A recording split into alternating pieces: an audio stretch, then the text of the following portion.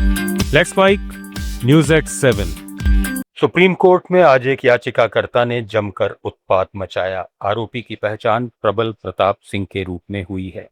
Justice केवी विश्वनाथन और justice आलोक आराधे की पीठ में सुनवाई के दौरान ये वाकया हुआ। जानकारी के अनुसार आरोपी याचिकाकर्ता सीधे जजों को आदेश देने के अंदाज में बोलने लगा। उसने कोर्ट में कहा कि मिस्टर जुडिशियल सर्वेंट, मैं आपको आदेश देता हूं कि लखनऊ में साइबर क्राइम का सिंडिकेट चलाने वाले एक एएसपी के खिलाफ एफआईआर का आदेश दीजिए। इस पर जस्टिस विश्वनाथन ने कहा कि क्या तुम हमें आदेश दे रहे हो। इस पर याचिकाकर्ता शोर मचाते हुए कागज उड़ाने लगा। याचिकाकर्ता खुद पार्टी इन पर्सन के तौर पर पेश हुआ था। हंगामे के बाद उसे कोर्ट रूम के बाहर लाकर पुलिस ने हिरासत में ले लिया।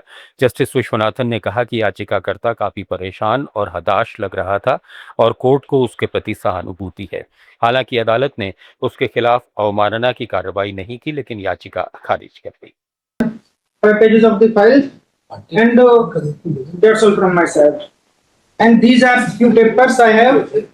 So at this court, ये दे देना CGI।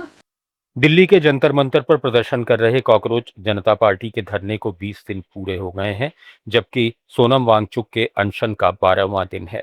पार्टी के अनुसार इस दौरान उनका वजन 7 किलो कम हो गया है। पार्टी ने 20 जुलाई को संसद मार्च का ऐलान किया है, जिसकी अगुवाई सोनम वांगचुक और अभिजीत दीपके करेंगे। प्रदर्शनकारी केंद्रीय शिक्षा मंत्री धर्मेंद्र प्रधान के इस्तीफे, पेपर लीक और शिक्षा से जुड़े मुद्दों को लेकर आंदोलन कर रहे हैं। इस बीच लगातार बारिश से धरना स्थल पर जलभराव हो गया है। प्रदर्शनकारियों का आरोप है कि उन्हें बारिश से बचने के लिए वाटरप्रूफ तिरपाल अंदर ले जाने की अनुमति नहीं दी जा रही, जबकि पुलिस ने अपने लिए टेंट लगाए हैं। इसी मुद्दे को लेकर प्रदर्शनकारियों और दिल्ली पुलिस के बीच तीखी बहस और धक्का मुक्की थी हुई। मौके पर बड़ी संख्या में रैपिड एक्शन फोर्स तैनात रही। बच्चों के साथ 12 दिन से भूखे ये बच्चे, निमोनिया हो गया सर। 12 दिन से भूखे सर, 12 दिन से भूखे। सर को बताया गया था कि बात नहीं हमारे को आज से रोड बैक नहीं किया। अरे सर 3 दिन से हम वेट कर रहे हैं सर। सर गलत है सर, आप झूठ बोल रहे हो सर, झूठ बोल रहे हो सर, कैमरा पर झूठ बोल रहे हैं। केंद्र सरकार ने 12% से ज्यादा अल्कोहल वाली पीने की दवाओं की खुली बिक्री पर रोक लगा दी है। अब ऐसी दवाएं बिना डॉक्टर के प्रिस्क्रिप्शन के खरीदी या बेची नहीं जा सकेंगी। सरकार ने इन दवाओं को ड्रग्स रूल्स 1945 के तहत शेड्यूल H1 श्रेणी में शामिल किया है। नए नियम के मुताबिक मेडिकल स्टोर्स को इन दवाओं की हर बिक्री का पूरा रिकॉर्ड अलग रजिस्टर में रखना होगा और इसे कम से कम 3 साल तक सुरक्षित रखना होगा। सरकार का कहना है कि ये कदम कफ सिरप और अन्य अल्कोहल युक्त दवाओं के नशे के लिए हो रहे दुरुपयोग को रोकने के लिए उठाया गया है।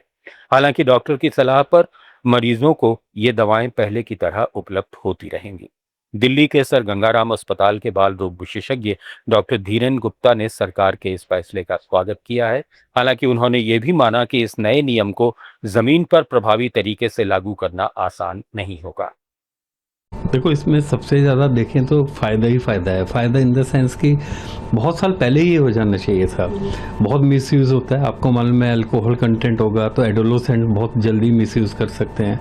एडल्ट्स जो नारकोटिक्स वगैरह लेते हैं, मीन्स एक नारकोटिक एक्ट भी है। अब जितने भी नारकोटिक्स होते हैं सिरप्स में, वो काफ़ी हद तक कंट्रोल हो गए हैं। बट इन जनरल अगर हम देखें, नारकोटिक्स को छोड़ दें, उसमें कंट्रोल काफ़ी अच्छा है गवर्नमेंट का। अदरवाइज जैसे अल्कोहल ले लें या कोई सिरप से लें जो एडल्ट्रेटेड है, पिछले कुछ सालों में उनके ऊपर जो रेगुलेशंस तो बने हुए हैं, उसको रेगुलेट करने वाली अथॉरिटीज़ पे कंट्रोल बहुत मुश्किल हुई है। जैसे गवर्नमेंट अगर बनाती है रूल्स, इसको इम्प्लीमेंट कैसे करे कौन इम्प्लीमेंट करे। देश भर में मानसून का असर जारी है। कई राज्यों में लगातार बारिश से जनजीवन प्रभावित हुआ है। हादसों, जलभराव और लैंडस्लाइड की घटनाओं के बीच मौसम विभाग ने अगले कुछ दिनों तक सतर्क रहने की सलाह दी है। पूरे देश में मानसून छा चुका है और कई राज्यों में भारी बारिश कहर बनकर बरस रही है। उत्तर प्रदेश में 30 शहरों में बारिश हुई, जबकि बारिश से जुड़े हादसों में 10 लोगों की मौत हो गई। बुलंदशहर में मस्जिद की पुरानी दीवार गिरने से एक ही परिवार के 2 लोगों की जान गई। वहीं हरदोई में 2 बहनें नदी में बह गईं। राजस्थान के धौलपुर और अजमेर में मकान ढहने की घटनाओं में कई लोग मलबे में दब गए। न्यूज़ एट 7 में फिलहाल इतना ही। जुड़े रहिए लेट्स माइक के साथ।